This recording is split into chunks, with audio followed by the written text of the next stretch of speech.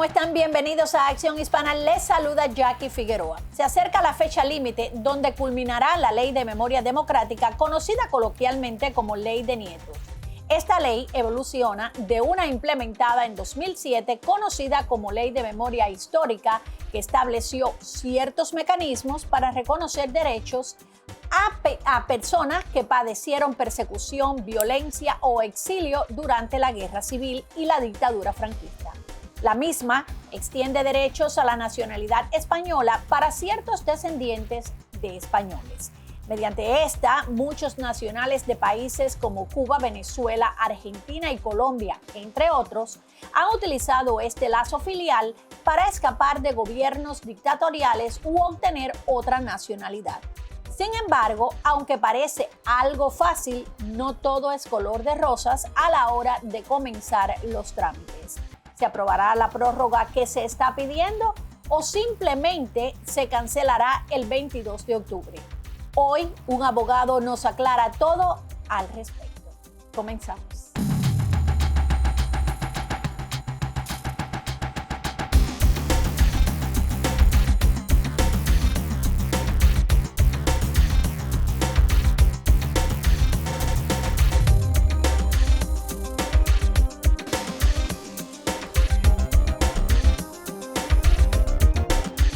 Nuevamente les damos las gracias por acompañarnos y ahora damos la bienvenida al abogado Reimel Ariosa. Y bienvenido y gracias por acompañarnos aquí en el programa.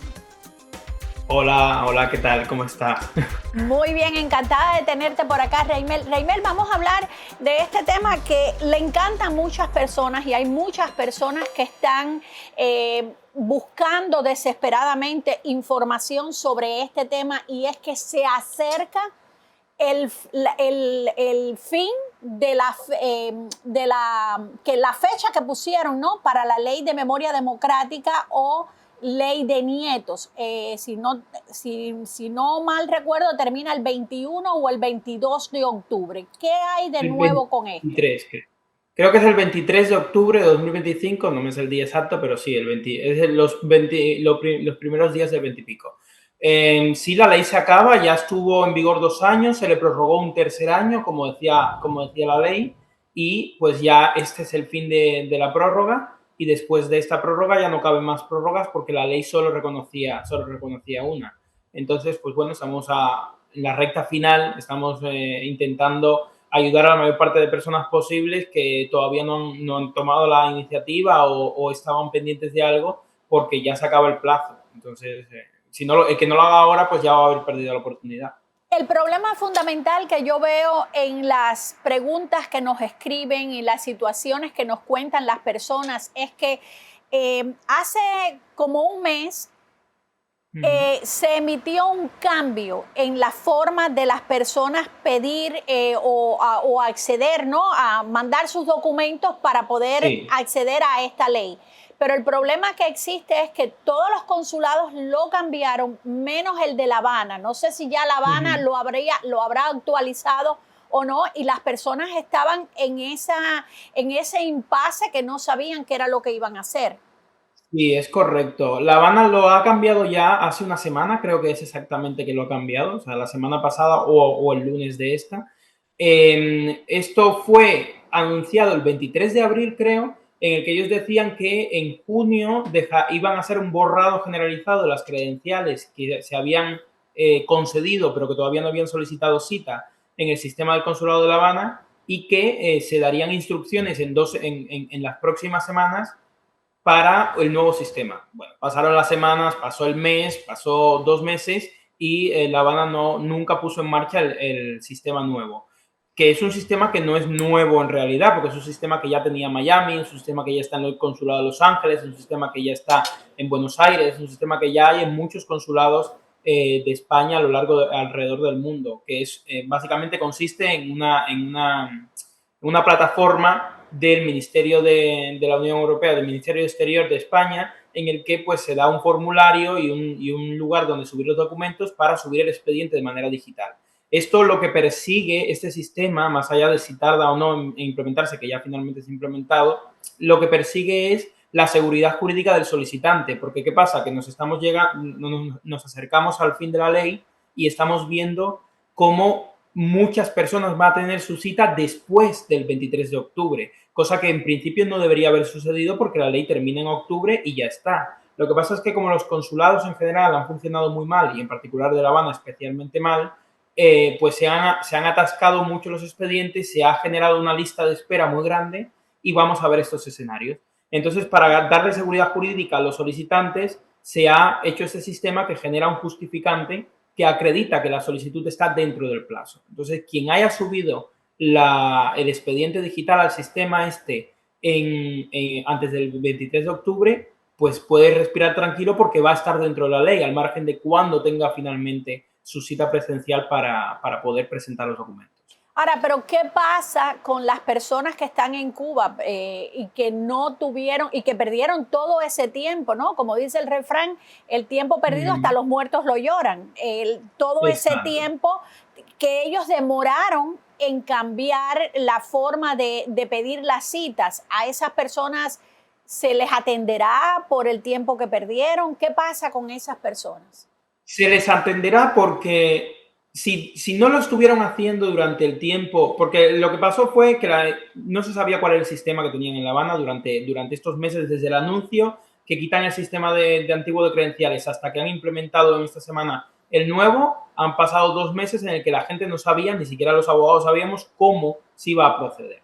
Entonces, lo que han hecho muchos es seguir utilizando el sistema antiguo. El consulado de La Habana ha dicho que todos aquellos que siguieron utilizando durante estos meses anteriores el sistema antiguo lo han hecho bien, que su cita va a ser atendida, poco a poco manualmente ellos las van a trasladar al sistema nuevo y se les dará credenciales y cita cuando llegue el momento, ¿no? Cuando llegue el orden de su expediente. Así que deben estar tranquilos si han utilizado ese sistema. Si quisieran tener seguridad, es verdad que La Habana ha dicho que por favor que no vuelvan a hacerlo, pero bueno, sí, yo entiendo que las personas se desesperan, yo entiendo que las personas pues, se encuentran en una situación de incertidumbre y si les va a reconfortar tener ese justificante, pues que lo hagan por el sistema nuevo y ya está. Pero si lo hicieron por la vía anterior durante estos meses, están bien. Y el que no hizo nada porque estaba esperando, que aproveche y lo presente ya, porque si ya tiene los documentos, que lo presente ya es lo más importante para que se asegure de estar dentro de la ley. Sí, lo que pasa es que para la persona que vive en la capital, por ejemplo, en La Habana, le es más fácil, pero la persona que vive en el interior, ir hasta La Habana y pedir los documentos, que dicen que todo es una tragedia en Cuba, buscar los documentos, ponerlos al día, y como que no les va a dar la fecha, ¿no?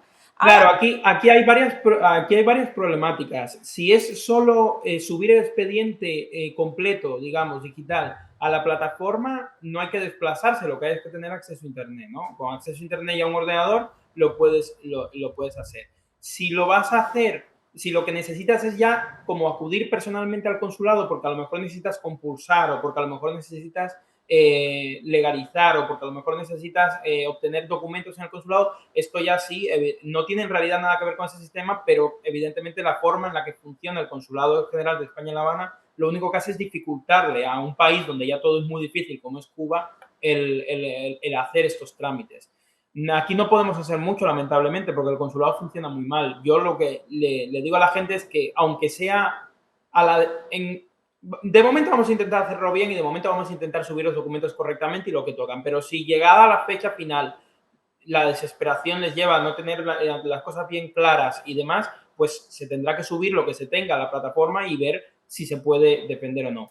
Al final hay una cosa muy importante que yo creo que se comenta muy poco cuando se suele hablar de cómo actuar ante los consulados, y es que los consulados son administración pública española. Están obligados a actuar como actuaría cualquier administración en España. Y la forma en la que actúa cualquier administración en España es que cuando yo quiero hacer una solicitud de lo que sea, nacionalidad, residencia, una ayuda, lo que yo vaya a solicitar, en la administración ellos están obligados a recogerme mi solicitud y a iniciar mi expediente, incluso si yo lo estoy presentando de manera incompleta. Lo que pasa es que si yo lo presento incompleto, pues ellos me dirán, mira, tendrás 10 días, 20 días, 30 días para subsanar los defectos que hay en tu solicitud en caso de que la quieras correcta. Si no lo subsanas, la daré por abandonada y cierro el expediente. pero están obligados a aceptarlo. Y los consulados juegan un poco en el terreno de estar fuera de España y que la gente no conoce esto y muchas veces se niegan a recoger los documentos en lo que es la cita, muchas veces se niegan a dar la cita. Y claro, aquí cuando uno acude a abogados, uno puede pues discutir con el consulado, poner un recurso de alzada, que es un recurso administrativo que se pone para que les obliguen el consulado a atender la cita, porque es que al final ellos tienen que actuar como administración pública española, aunque no quieran o aunque estén acostumbrados a no hacerlo. Pero en este caso, volviendo a Cuba, la persona que está en Cuba, que no conoce sus derechos, que no conocen estas, que pueden hacer esto, ¿qué pueden hacer si llegan al consulado y quieren entregarle y le dicen no porque no está completo? ¿Qué puede hacer la persona? Bueno, es armarse un poco de valor y decirles que ellos están obligados, y ellos lo saben, a recogerle la solicitud y a requerirle por escrito que la subsanación en el momento que la consideren oportuna. Entonces, esto es un poco, pues, fuerza, digamos, por parte de la persona que acude al consulado y que de repente le dicen, no tiene la documentación completa, te falta este documento, no lo puedes presentar, y decirle, no. Usted por ley está obligado, por la ley 39/2015, si quieren saber la ley en concreto, usted por ley está obligado a atenderme y está obligado a abrirme mi expediente y yo lo estoy presentando. ¿Estará incompleto? Pues entonces usted me tendrá que notificar mediante un requerimiento que mi expediente es incompleto y yo tendré el tiempo que usted me dé para subsanarlo, que de normal, pues en la administración pública española estamos hablando de plazos que el mínimo es 10 días. No, y que ellos todo lo tienen en contra, porque ahora con los apagones, con todo lo que tienen encima, se les hace más difícil poder llegar a entregar todos estos papeles. Es muy importante que no es conflictivo, porque no es entrar a ser conflictivo con el personal, pero sí no dejarse tampoco pues mangonear, ¿no? Como se dice en España, no dejarse que de repente te diga, no, el documento es incompleto, tienes que venir otro día. No, porque otro día significa que voy a tener que esperar 3 meses para venir o más, porque claro, tal y como funcionan las cosas, a saber cuánto tiempo es. O a lo mejor se me pasa el plazo de la ley y ya no puedo volver a venir. Entonces, no, yo necesito que usted me coja el expediente ahora mismo. Usted coja mis documentaciones, lo mete en el sistema y ya luego, si usted me va a requerir alguna subsanación, me la requiere. Pero me tiene que recoger el expediente.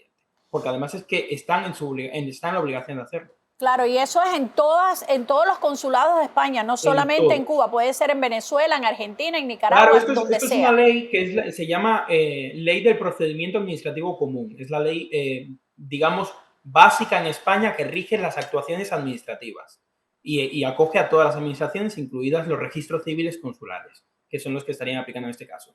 Y el artículo, pues ahora no me acuerdo del artículo de memoria, creo que es el 16, recoge las obligaciones de la administración pública. Y la obligación de la administración pública es abrir los expedientes, atender al ciudadano o a la persona que se presenta a solicitar algo y responder, solucionar el expediente de manera fundamentada.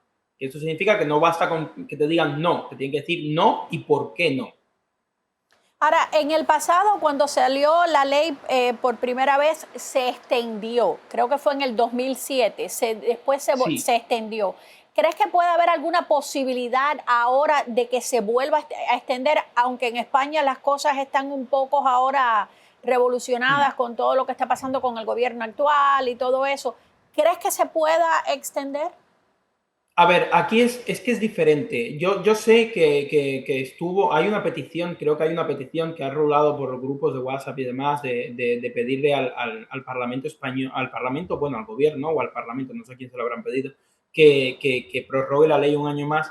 Pero aquí hay que tener en cuenta que la ley anterior, la ley de memoria histórica, la ley 52/2007, esa ley tenía una posibilidad de prórroga de 2 años. Entonces, por eso hubo una prórroga de 2 años, porque la ley lo decía. Esta ley no lo dice. Esta ley lo que dice es que eran 2 años más una prórroga de 1.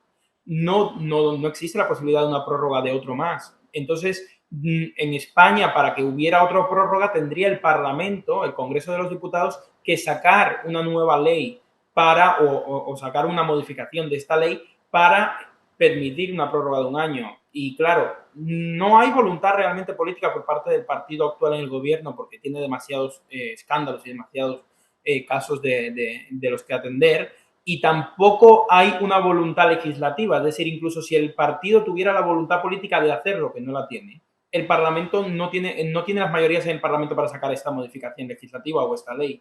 Entonces, yo no contaría con ello. Oye, nunca se sabe, ¿no? El futuro no está escrito y a lo mejor pasa de manera express en estos meses, pero no contaría con ello. No, y que según lo que he visto en los comentarios que nos han dejado, hay muchas personas que piden que la dejen como fija, como una ley fija, que no sea prorrogada, pero hay otras personas españoles que la ven como una ley siniestra, que no la quieren, que lo que quieren es que acaben Claro. con esa ley de una vez y por todas. Claro, a ver, es que la ley se llama Ley de Memoria Histórica y no Ley de Nieto, me refiero en España. Los cubanos y la comunidad de descendientes la ha llamado Ley de Nietos en lo que a ellos les respecta, pero realmente esto es solamente la disposición adicional octava de la ley. Es decir, de los ciento y pico artículos que tiene la ley, no dedica ninguno a la nacionalidad española. Es una disposición adicional en el fondo de la ley la que abre esta posibilidad, porque la ley en realidad regula otras cosas, se llama Ley de Memoria Democrática porque pretende regular como la transición española desde la dictadura de Franco previa a la democracia actual a la democracia, reconocer pues exilios y damnificados de la dictadura anterior, pretende como hacer este ejercicio de memoria de lo que fue la dictadura y de lo que es la democracia hoy en día, desde un punto de vista muy ideológico, desde un punto de vista muy de izquierda, que es el gobierno que está actualmente, y eso es lo que causa un rechazo en parte de la población española a la ley, que es como,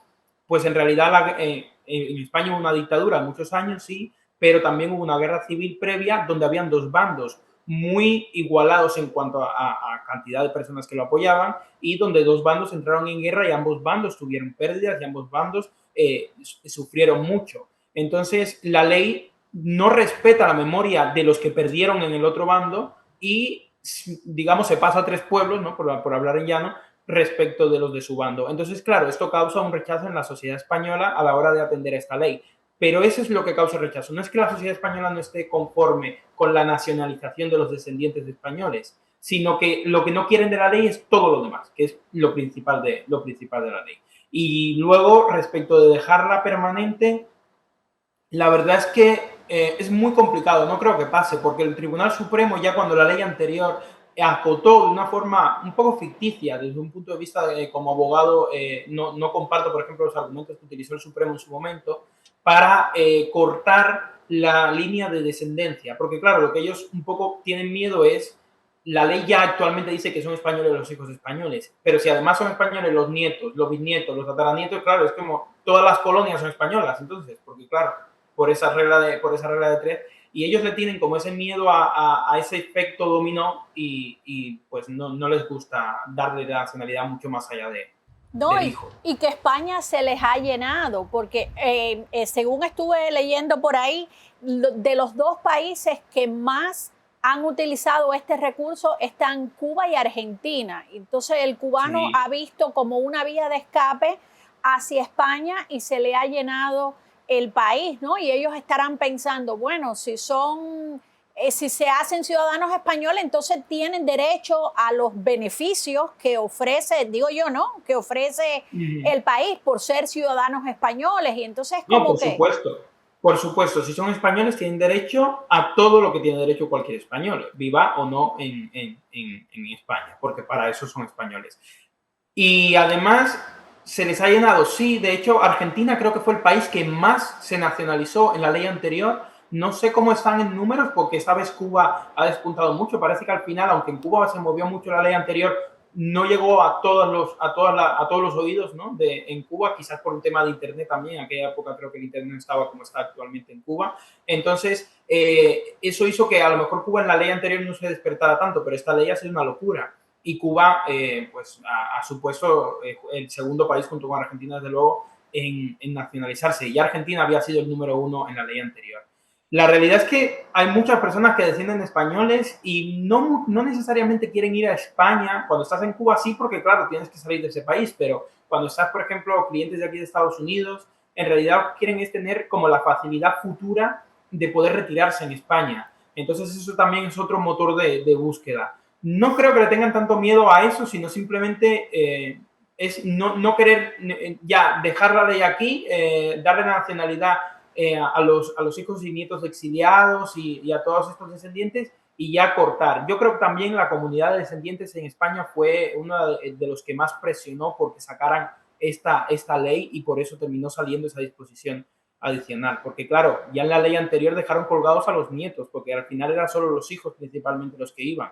Entonces, era justo que tocara, que le dieran nacionalidad. No, claro, y en Cuba, volviendo a Cuba, ¿quién no tiene un abuelo español? ¿Quién no viene de descendiente español? Yo creo que la isla entera. Hay muchas personas a lo mejor en la primera no aplicaron porque muchos de esos documentos no existen, se han perdido, saben que son descendientes de españoles, como en mi caso, por ambas partes, por madre y Uh por -huh. padre.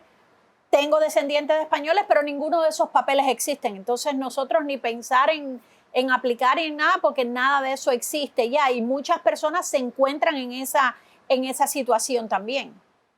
Claro, este es el peor de los supuestos, ¿no? En el que sabes que tu familia es española, pero no aparece la documentación que lo acredita. La verdad es que ha sido con clientes extremos un poco difícil gestionarlo.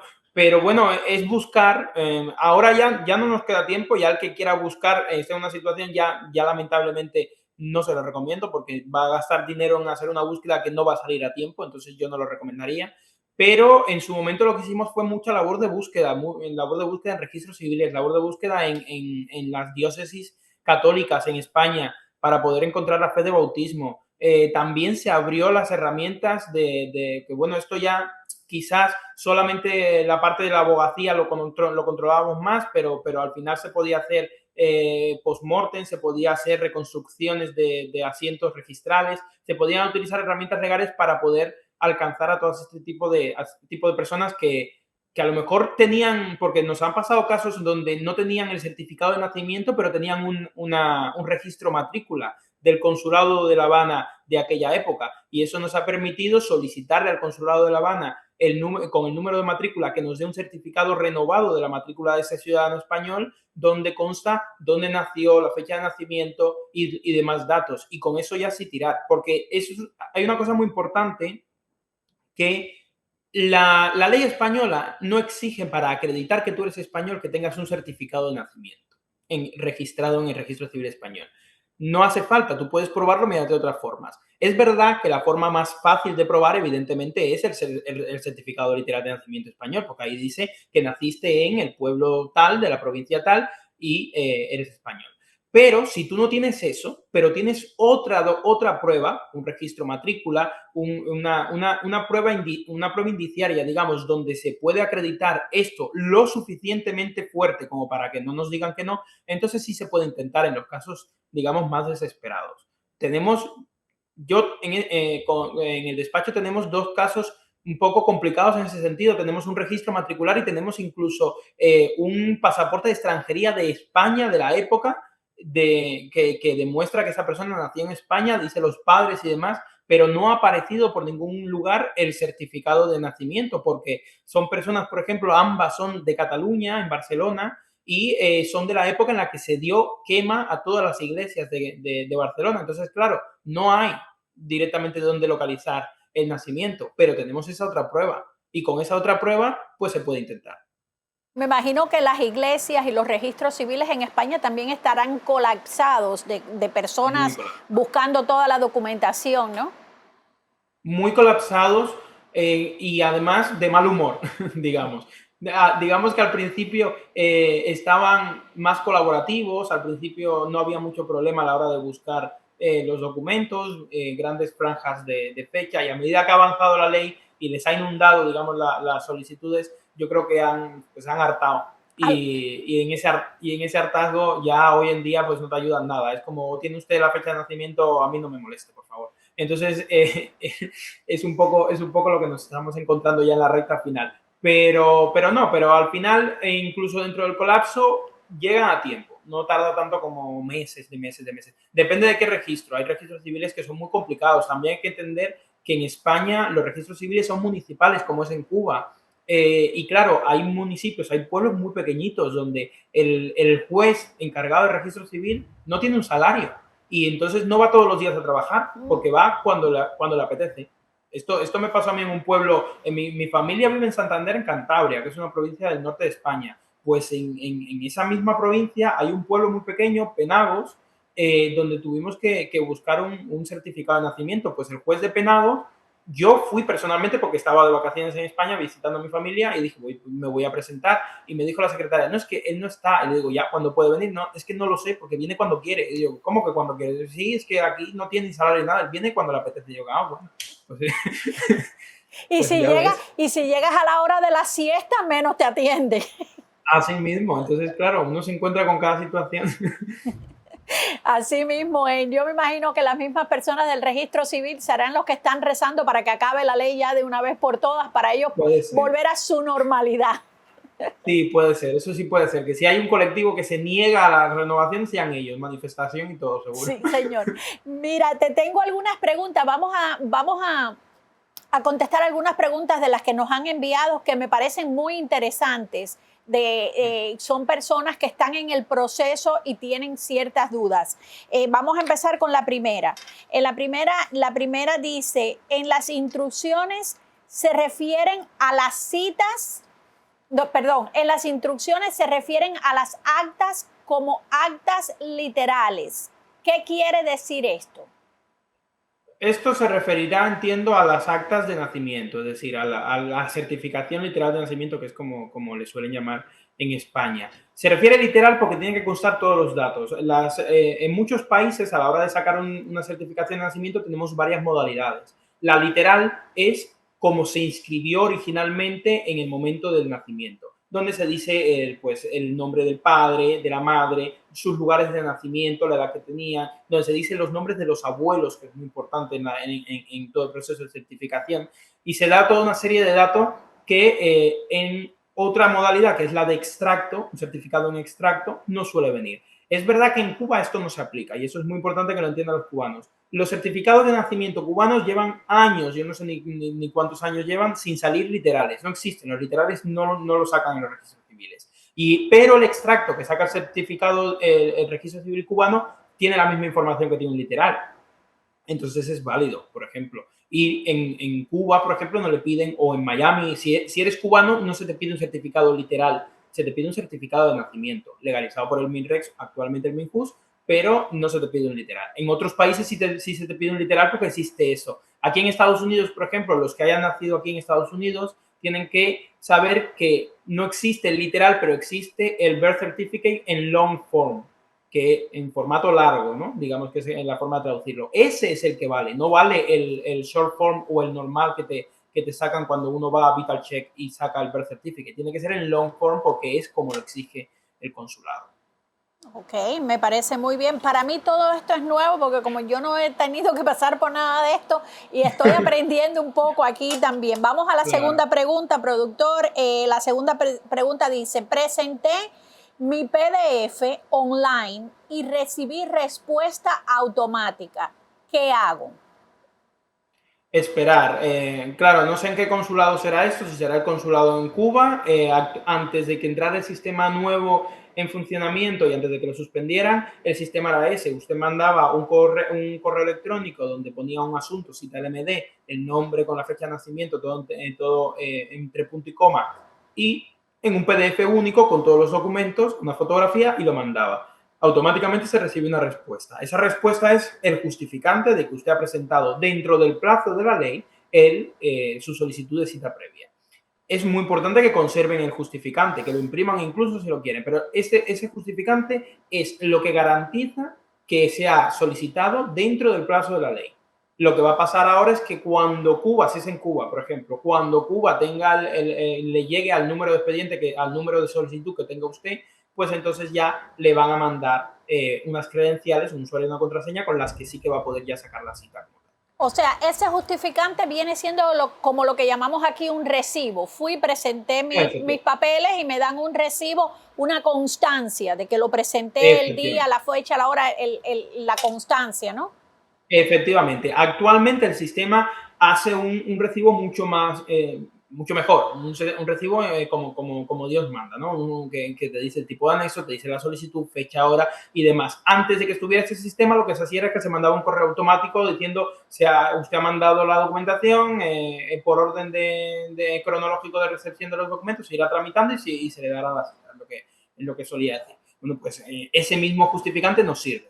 De ahora es mejor, pero si ya lo pidió por aquel sistema y le llegó el correo automático, que no lo pida por el nuevo sistema porque no va a hacer falta. Las personas que tienen incertidumbre son aquellas que desde el 23 de abril que anunciaron un nuevo sistema en Cuba solicitaron por correo electrónico y esos no recibieron respuesta automática porque se había deshabilitado el sistema. Ellos son los que tienen la incertidumbre de estoy o no estoy. Al final, haber mandado el correo es prueba también. Yo puedo probar que yo mandé el correo en la fecha en tiempo y ya está. Pero bueno, yo entiendo la incertidumbre y si lo pueden hacer por el sistema nuevo, que lo hagan. Pero estos que ya tuvieron la respuesta automática, que se queden tranquilos a esperar, hay que tener mucha paciencia porque lamentablemente es lo que nos toca con el consulado en La Habana, pero les llegará las creencias. Y el aplicar por el sistema viejo y por el sistema nuevo, por ejemplo, una persona, apliqué por el viejo y apliqué también por el nuevo. A veces se hace pensando en que vamos a agilizar más el trámite. ¿Eso es bueno o es malo? A ver, ni es bueno ni es malo para el solicitante, porque le van a atender la primera antes que la segunda, porque evidentemente, como van por orden, pues la primera está primero en la lista de espera.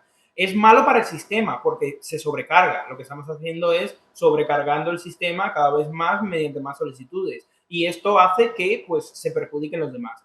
No obstante, yo no soy especialmente partidario de decirle a la gente que no lo haga, porque yo entiendo que para el sistema es malo y yo entiendo que se sobrecarga el sistema, pero también yo entiendo a las personas y tampoco puede ser que el ciudadano que está desesperado, que tiene una incertidumbre, que no sabe cómo actuar frente a un consulado que no da información, de repente tenga que conformarse con las exigencias del consulado de no vuelva a solicitarlo. No, lo solicitaré 10 veces si usted no me la contesta porque no sé lo que está pasando. Y como eso lo entiendo, tampoco soy partidario de decirles no lo hagan, eso está mal hecho. El consulado es el responsable de que un ciudadano haga eso. Porque si el consulado actuara correctamente, un ciudadano no se vería obligado a presentarlo varias veces.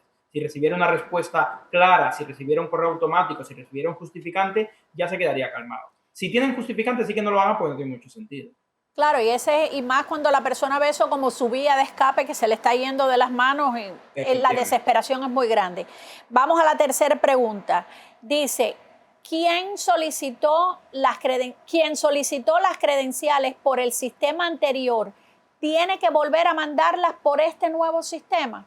Ya creo que ya según el consulado, no, eso es lo que decíamos. Si lo mandaron cuando se recibía justificante, definitivamente no lo vuelvan a mandar, no hace falta. Y se va a atender a la primera antes que la segunda, con lo cual no lo haga. Si las mandó durante ese periodo convulso en el que no se recibían respuestas automáticas, en teoría tampoco tiene por qué mandarlo.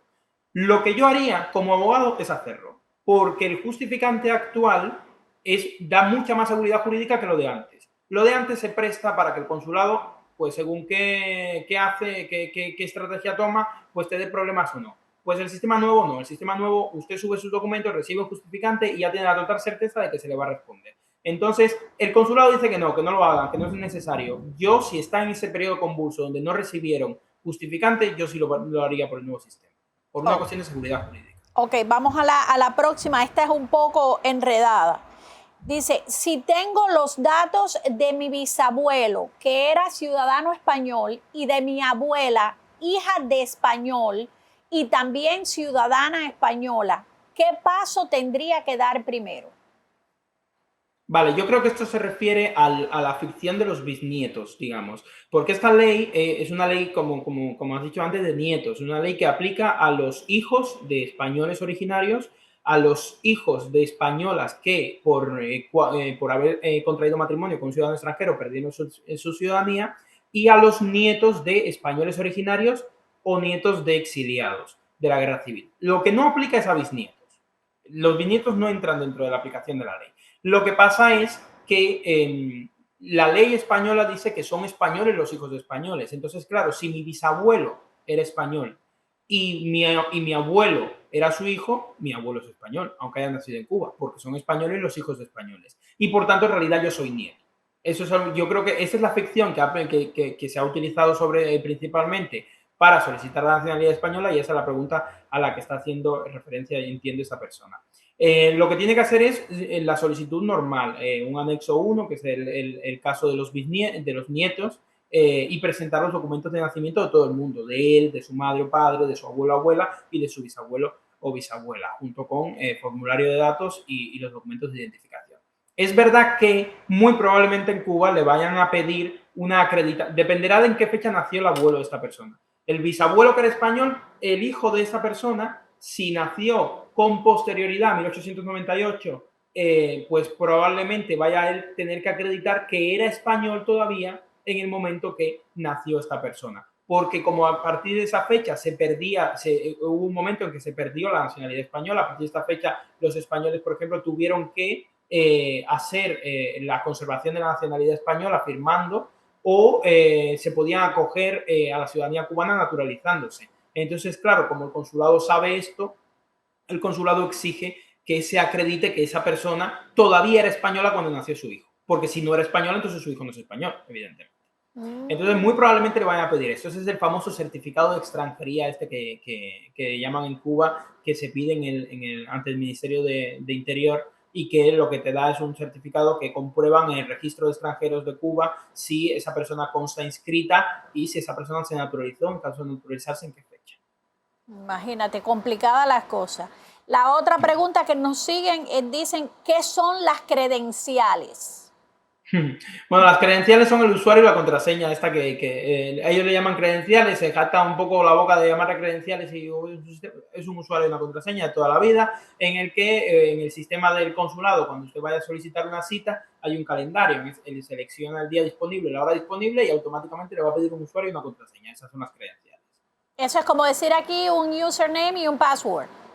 Exacto. Si no tienes ese username, ese password, no vas a poder reservar la cita.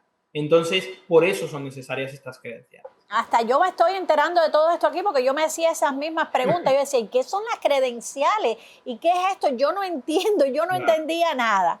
La próxima dice, si mi abuela es hija de español originario y se hace ciudadana, mi padre y yo tendríamos derecho a hacernos ciudadanos aunque caduque la ley. No, si su abuela es hija y se hace ciudadana, no. Aquí, de nuevo, si su abuela es hija de español originario, entonces, por la regla de que ella también es española, entonces el padre puede aplicar, el padre de esta persona que pregunta, entiendo que es el hijo de la abuela, puede aplicar por ¿cómo se llama esto? Tanto el padre como él pueden aplicar por el anexo 1 el padre y el anexo 3 la persona que hace la pregunta por ser hijo y nieto de españoles originarios. Pero si a lo que se refiere es que la abuela solicita la nacionalidad española mediante un anexo 3 por ser hija de español que optó por la anterior, entonces el padre va a tener que optar también por un anexo 3 y a su vez la persona que hace la pregunta, es decir, el nieto, a través del padre por un anexo 3. Esto es complejo, déjame Sí, bastante que lo complejo. explique para que las personas lo puedan entender. Cuando la ley habla de aplicar por hijo mayor de edad de español optante, que es la forma más correcta de decirlo, que se refiere a aquel español que es español porque solicitó la nacionalidad española bien por esta ley, bien por la ley anterior, los hijos mayores pueden optar a través del anexo 3. Y a su vez, sus hijos mayores de edad pueden optar también a través de un anexo 3 porque ellos están optando por esa ley. Y así encadenamos poco a poco todos los hijos mayores de las personas que vayan solicitándolo. Esto está generando un problema, está generando un poco de problema actualmente porque lo normal es tener ya la nacionalidad de tu padre. Es decir, si mi padre, vamos a ponerme a mí como ejemplo, si mi padre optó a la nacionalidad española por el anexo 3 en la ley de memoria histórica, en la ley anterior, yo a través de un anexo 3 puedo pedir también la nacionalidad ahora mismo.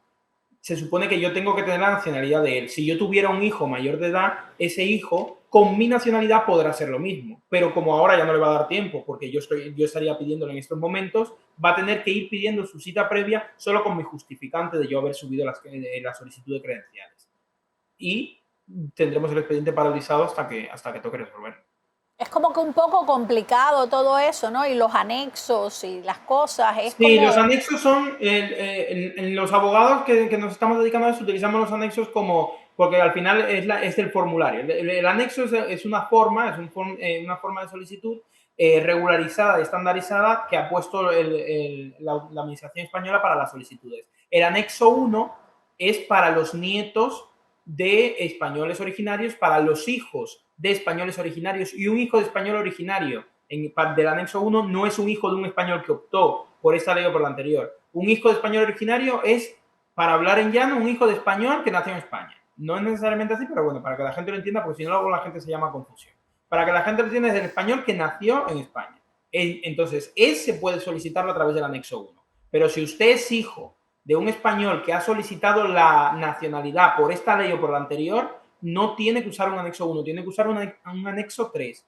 Eso es muy importante porque ya hubo problemas en la ley anterior, en la ley de memoria histórica, hubo personas que solicitaron a través de un anexo 1 y luego, cuando se les denegó, en un recurso aludieron que ellos podían haberla solicitado a través de un anexo 3 y la Dirección General de Seguridad Jurídica y Fe Pública en España, que es como el organismo que rige a los registros civiles, no aceptó esto, porque dijo que si la solicitud se hizo por anexo 1, se resolvió por anexo 1. Lo que no puede ser es que usted diga, no, y es que yo tenía el derecho por el anexo 3. Bueno, pues haberlo usado. exacto. Entonces, claro, si no se hace correctamente, luego podemos llegar a problemas.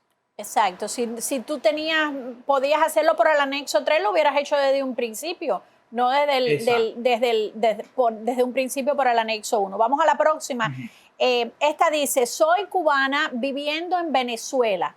El Consulado de España en Caracas me dice que puedo presentar por Caracas y que ellos envían los documentos para Cuba. Puedo, para las credenciales, mandar los documentos sin subsanar y luego presentar los documentos subsanados y listos. No sé qué significa, qué quiere decir con los documentos sin subsanar. Entiendo que es que les falta algo. A lo mejor no están legalizados por el MINREX o por el MINJUS. Algo le debe faltar a los documentos. Claro, esto volvemos a lo mismo. En teoría podría. En teoría, si estuviéramos en España, vas al registro civil a hacer la solicitud, el registrador te puede decir, mira, esto te vamos a requerir porque esto está mal hecho. Y tú dices, bueno, ok, me requieres y ya está. En teoría puedes. La realidad práctica es que los consulados no le van a querer dar las credenciales. Entonces, si los puede legalizar, actualmente la legalización está tardando muy poco. Si es eso lo que les falta, que lo haga urgentemente porque le da tiempo. O sea, estaría a tiempo de presentarlo. Porque el peor escenario posible es que yo no sé cómo está el consulado de Caracas, porque la verdad es que no tengo clientes en Caracas, pero en La Habana va a pasar personas que hayan solicitado las credenciales con defectos o sin defectos y que pasado octubre el consulado se pronuncie y les diga, te deniego las credenciales porque considero que tienes efectos en la... Eso es lo peor que nos puede pasar, porque es como que nos deja en un desamparo completo a la persona que le pase eso, porque ya está fuera de la ley, ya tiene que recurrir la decisión del consulado como único mecanismo de defensa para poder terminar presentando su solicitud. Entonces, si está a tiempo de subsanarlos, que lo haga bien para que se ahorre este mal trago, que luego como abogados lo va a poder solucionar porque va a tener razón, pero que se ahorre el mal trago, que no es necesario llegar a estos términos porque le va a salir más caro y además porque lo va a pasar muy mal. Entonces, si le da tiempo a subsanarlo, que lo subsane, que no lo presente así sin más, porque ya le digo, el consulado lo va a decir que no. No debería, pero lo va a hacer. El subsanar es legalizar, eso es lo que quieren No, decir subsanar es corregir un error. Subsanar sería corregir un error en el documento. Entiendo yo que ella se refiere o que bien le falla al documento de esta persona cuando está diciendo lo de subsanar. Porque subsanar puede ser un error en el apellido, puede ser un error porque no esté legalizado, puede ser muchos errores. Cualquier error que el consulado diga este documento no está como yo lo necesito para poder recibirlo o para poder tramitarlo, requiere una subsanación. Ok, esta que sigue, ya estamos terminando. Esta que Sí, no sigue es sobre los anexos. Es un poco larga. Dice, si mi hermano es anexo 1 y tiene todos los documentos de mi abuela española, su inscripción, documentos de defunción de su mamá, la inscripción de su mamá, que es la progenitora, y los documentos de sus asilos legalizados, pero sus 2 hijos, que son bisnietos con anexo 3, tienen las inscripciones, pero no legalizadas y no les va a dar tiempo antes del 21 de octubre. ¿Pueden presentar los documentos para que queden en el sistema? ¿Cree que los acepten y luego los devuelvan para legalizarlos después del mes de octubre? Esta es un poco larga y un poco trabalengua. Sí, a ver, aquí lo importante en realidad, más del hermano anexo 1, significa que el hermano lo está haciendo como nieto y sus hijos, los hijos del hermano, serían bisnietos. Esa es otra de las formas que tienen los bisnietos de solicitar la nacionalidad. Si tú tienes a tu padre vivo que es nieto, o tu padre o tu madre que es nieto o nieta, que lo pida él y luego tú como anexo 3, por hijo mayor de esa persona optante, lo haces. Ese es otro de los mecanismos que tienen los bisnietos. Entonces, ese es el caso en el que él está describiendo.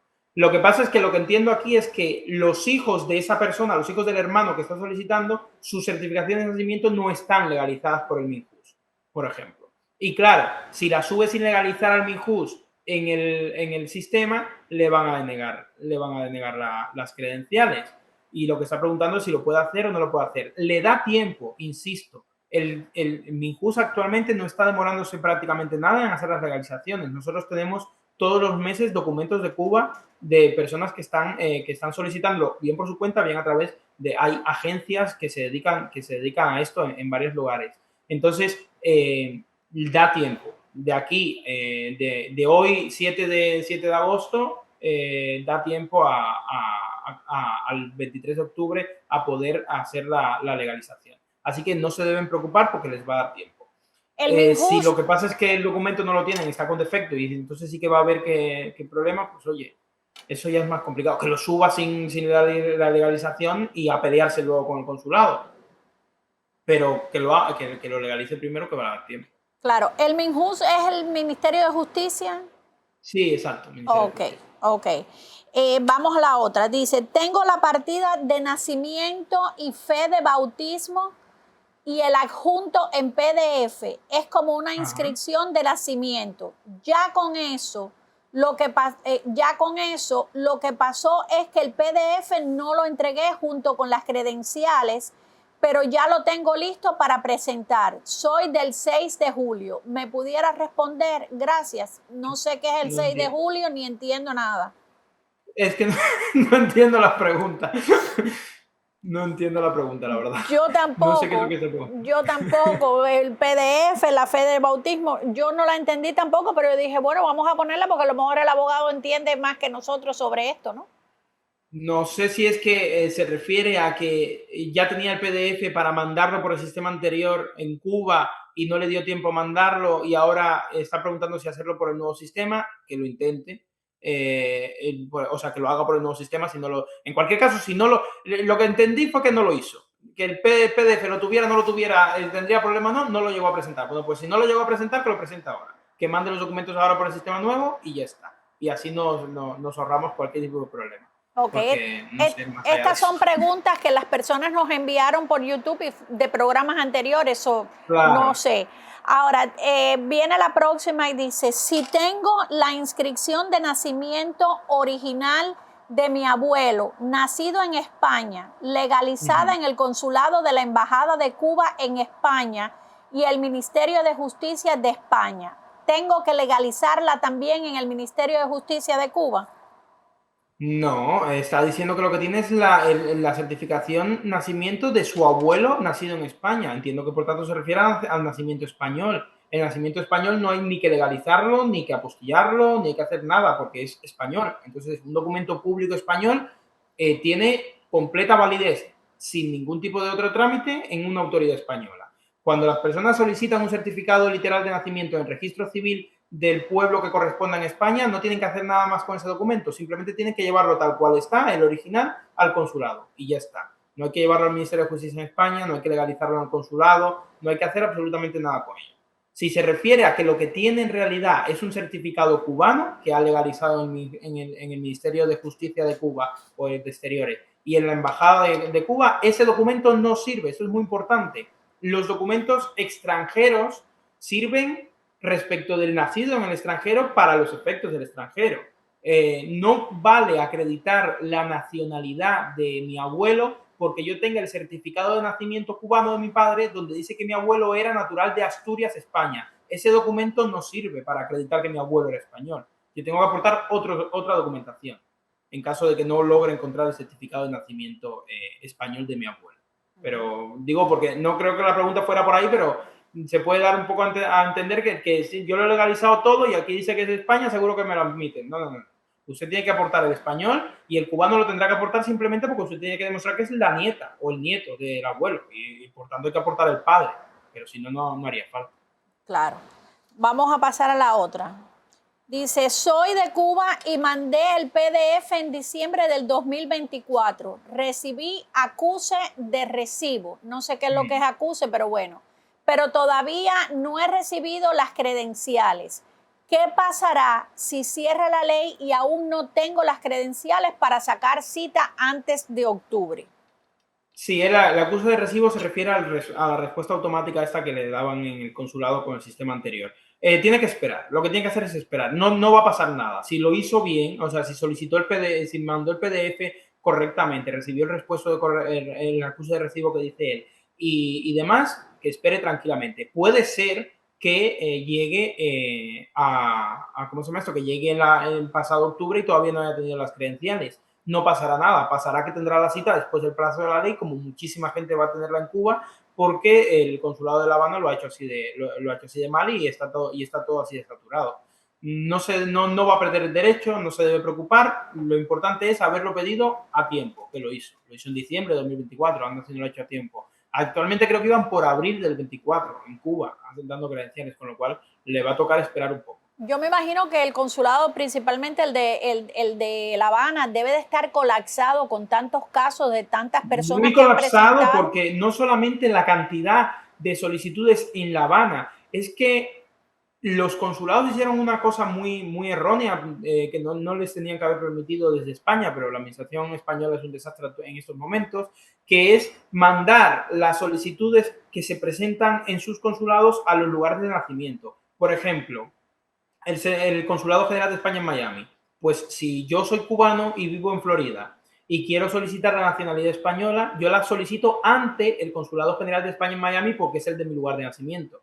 Pero el Consulado General de España en Miami lo único que hace es recibir mi documentación y automáticamente la manda por valija diplomática a La Habana. Y en La Habana es donde lo resuelven. Claro, La Habana se ha comido las solicitudes de La Habana y las solicitudes de Miami, las solicitudes de Buenos Aires y las solicitudes de Caracas, las solicitudes de España. Todas las solicitudes han terminado canalizándose en La Habana y esto ha llevado a una saturación máxima de un consulado que ya no funcionaba correctamente antes, imagínense ahora. Entonces, lo que se tenía que haber hecho era diferente, pero lamentablemente es como se hizo.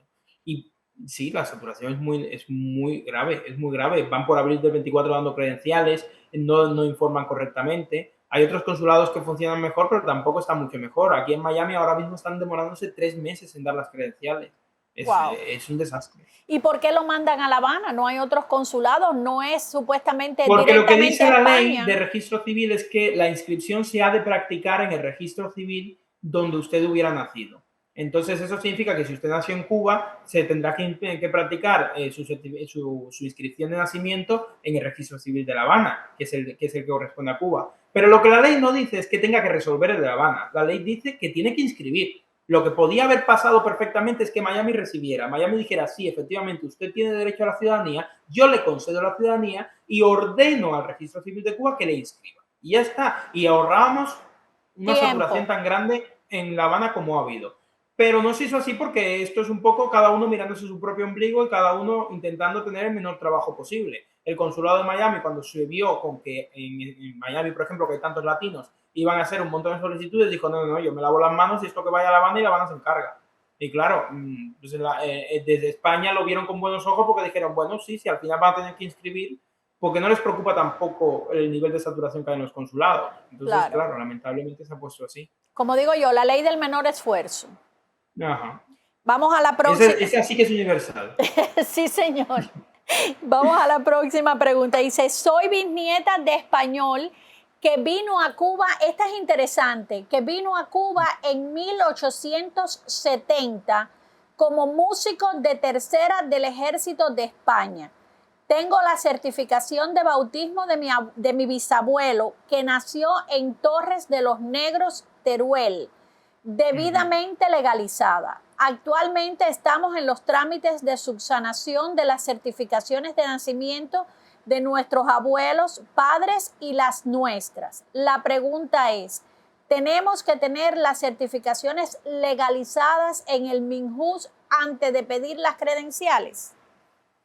Sí, sí, lo óptimo es que sí, que estén legalizadas. Entiendo que están subsanando porque seguramente habrá algún error en el apellido o habrá algún error. La gente es muy importante que entienda que no hay que volverse locos. Que hay apellidos, por ejemplo, en el caso de ella que es de Teruel no va a ser el caso, pero hay apellidos de País Vasco, Arteaga, Asterosaga, hay una serie de apellidos un poco complicados que hay veces que en Cuba están escritos con S y en España, que está escrito en su lugar de origen en País Vasco, está con Z o tiene una X. No es tan importante porque en España los registros civiles hay apellidos que tienen claros que se escriben de manera diferente según la lengua de la comunidad autónoma o de la provincia donde se haya inscrito. Entonces, no digo que todos los errores sean visibles, pero que no hay que volverse loco y en el momento que cualquier error decir hay que subsanar en Cuba con todo lo que ello conlleve. Hay que consultar si ese error es válido, si es un error, si simplemente es una cuestión de escritura diferente. Los segundos nombres no son tan importantes. La cantidad de inscripciones que nosotros estamos recibiendo donde se están pasando el segundo nombre por el forro de una manera abierta es una cosa increíble. Entonces, los segundos nombres no son tan importantes como se cree. Entonces, mientras coincidan los nombres de los abuelos, que coincidan los nombres de los padres, que coincidan los apellidos con la salvedad de estas en letras, tampoco hay que subsanar tanto. Si no es su caso, porque pues, el nombre está mal y evidentemente parece que es una persona diferente y tiene que subsanar, pues sí, subsane, legalice y después de haber legalizado que lo presente. La legalización del Minjust, yo insisto, parece que le estoy haciendo promoción a la labor legalizadora del Minjust, pero la realidad es que estoy viendo todos los días cómo me llegan. Entonces, están yendo rápido. No sabemos cuánto va a durar porque en Cuba uno nunca puede saber nada y uno nunca tiene ninguna certeza ni nada. Y a lo mejor de repente paran, pero por lo pronto están llegando a tiempo. Así que la gente que no vaya corriendo y pida las credenciales ahora para que se las denieguen luego. Si las va a pedir mal, que las pida mal. Lo que yo le digo a los clientes que están en casos más complicados es, vamos a aguantar hasta el último minuto para intentar hacerlo bien. Si llegado el último minuto, llegado el 22 de octubre, no lo hemos podido hacer bien porque no nos ha llegado a tiempo el documento, porque no nos ha llegado a tiempo la legalización, porque no nos ha llegado a tiempo lo que necesitemos, entonces ya el 22 lo pedimos mal. Pero si lo vamos a pedir mal, lo pedimos mal el 22, el día antes de que se acabe la ley. No lo vamos a pedir mal ahora cuando tenemos todavía 2 meses de espera hasta que se acabe la ley. Vamos a intentar con paciencia esperar al último momento. Ya si en el último momento la cosa se fue de madres y no pudimos hacerlo bien a tiempo, no pudimos tener el expediente como le gusta tenerlo al consulado, pues entonces ya lo presentamos mal y nos fajamos con el consulado. Pero de momento, esperar. Claro que sí. Reimel, ustedes ven en tu oficina, ven casos de donde sea, ¿no? No sé si de Cuba Sí. también, pero de Argentina, de Nicaragua, de Sí, Venezuela. claro, sí, nosotros vemos casos de donde sea, porque al final es igual, no hay no hay diferencias, ¿no? Respecto de dónde son las personas a la hora de hacer la solicitud. Y con que sea descendiente español, ya vale. Es verdad que aquí en Miami se ve mucho desde los cubanos, pero los venezolanos también tienen muchos descendientes españoles, los argentinos, por supuesto, los argentinos son uno de los que más solicitan. Hay, de todo lugar donde fue colonia de España tiene probabilidad de tener descendientes de estos españoles. Los españoles en aquella época viajaban mucho buscando mejorar su economía. Entonces, hay mucho de españoles por ahí. Entonces, de cualquier lugar del mundo le podemos ayudar. En el caso de las personas que nos ven desde Cuba, también, si pudieran, ¿no? Si tienen los medios, podrían comunicarse contigo también y tú también podrías ayudarlos un poco en el caso. Claro, sí, tenemos algunos de Cuba. Es verdad que no me gusta mucho trabajar con Cuba en el sentido de que, bueno, lo primero porque la gente que está allí tiene una situación de más necesidad que la de los demás y no se le puede exigir lo mismo que se le exige a los que están aquí. Y en segundo lugar porque es un poco frustrante el cómo trabaja el consulado de La Habana y como abogado no estoy allí porque yo aquí estoy en Miami. Si Miami lo hace mal, pues todavía me puedo presentar en Miami y hacer lo que pueda. Pero en Cuba no estar en Cuba, y claro, no se puede estar en Cuba por los motivos obvios, ¿no? Pero no estar en Cuba es un problema porque el consulado es el que peor funciona, el que más aberraciones jurídicas hace, y es muy frustrante como abogado decir, pero es que esto es que no lo pueden hacer. O sea, hay muchas cosas que hacen los consulados que explicárselo a un abogado español, a mis compañeros abogados españoles les explota la cabeza y dicen, pero no puede ser, no pueden hacer eso. Y yo digo, sí, pueden, lo hacen, y es un horror. Y bueno, pues es muy frustrante. Pero sí, que no tengan miedo de contratar, porque si les podemos ayudar, les ayudaremos. Claro que sí. Bueno, antes de terminar, Reimel, ¿qué le aconsejas a las personas que están en esta situación y que tienen miedo porque ven que se acerca la fecha y sus casos están o pudieran quedar en el aire? Claro, esto es un poco lo que he dicho antes. Yo creo que ese es el consejo que más hay que tener en cuenta. Paciencia, intentar hacer el expediente lo más completo y lo más correcto posible antes de que acabe la ley para presentarlo. Si no creen que vaya a llegar a tiempo, que se armen de paciencia y que esperen a que entren en el mes de octubre por lo menos, para empezar a presentar las cosas mal, en el sentido de que estén incompletas, que se esperen ya a la recta final. Que ahora vayan, se centren todos sus esfuerzos en completar esos expedientes, en subsanar esos errores que creen que no tienen. Que son 2 meses, es todo agosto, es todo septiembre. Todavía hay tiempo. Entonces, que aguanten, que tengan paciencia y que lo intenten arreglar. Si llegado los últimos días de la ley, pues no se puede porque no ha habido forma de hacerlo, y porque va a llegar, pero todavía no ha llegado, pues entonces ya sí se presenta incompleto, entonces ya sí se presentan las cosas de la manera que no quiere el consulado, y pues ya se faja uno con el consulado. Pero de momento, paciencia, mucha paciencia. Y lo mismo para el que ya está dentro del sistema y que está esperando para la cita. No nos queda otra que esperar, porque realmente no se puede hacer nada, porque matarnos a poner recursos al consulado para que actúe y demás, lo único que va a hacer es trasladar la saturación del consulado a la Dirección General de Registro de Registro Jurídico. No va a hacer nada más, no nos van a ayudar tampoco. Y cuando resuelvan las cosas, pues ya vamos a tener las credenciales o la cita. Entonces, lo que hay más que tener es paciencia, lamentablemente. Claro que sí, hay que armarse de paciencia en estos casos. Gracias, Reimel. Ha sido un placer contar contigo hoy en nuestro programa. El placer es mío. Esperamos tenerte nuevamente. Sí, seguramente. Sí. Era el abogado Reimel Ariosa. Y así concluimos por hoy nuestro programa. Recuerde, si aún no lo ha hecho, suscribirse a nuestro canal, regalarnos un like y compartir esta entrevista para que más personas se mantengan informadas. Será hasta la próxima.